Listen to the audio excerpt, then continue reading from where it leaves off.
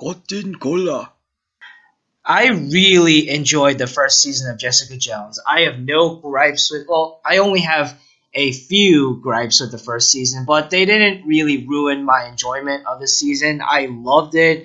I loved how interesting Jessica was. I loved how intimidating and spine tingling the villain Kilgrave was.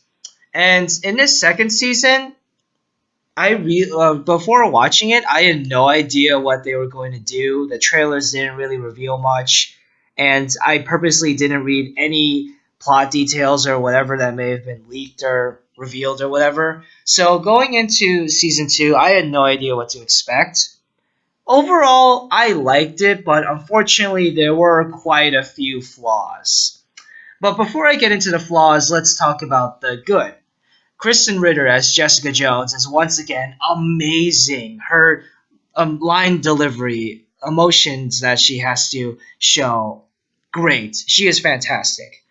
Everything involving Jessica and Janet McTeer's character, Alyssa, was extremely interesting, absolutely riveting. The score by Sean Callery, who also did the score for the first season, is terrific. Like it's kind of a mixture between jazz, like old timey jazz and newer electronic music, and he's able to make it blend together perfectly. This show is more of a character study, character driven drama rather than a plot driven show, which is both good and bad. I'll get into a little bit about the bad later.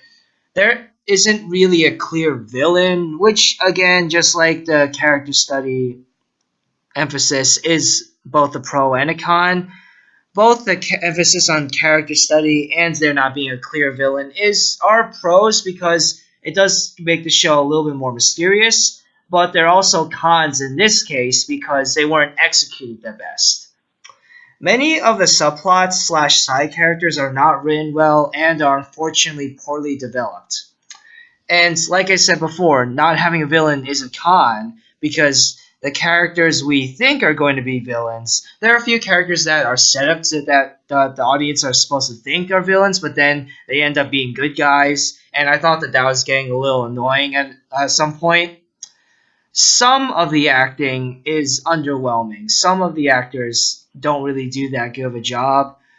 And some of the characters and performances are kind of inconsistent, especially with Jerry Hogarth, played by Carrie-Anne Moss, and Trish Walker, played by Rachael Taylor. Overall, I didn't get super upset at the inconsistency with Jerry Hogarth's character, but the one character that was extremely irritating and annoying in this show was Trish Walker.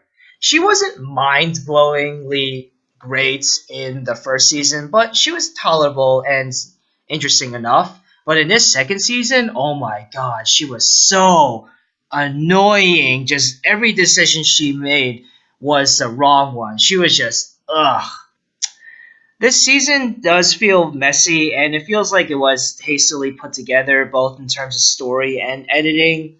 And sometimes the cinematography and dialogue are very jarring, which got on my nerves at some points. Not as much as how annoying Trish Walker was, but that too.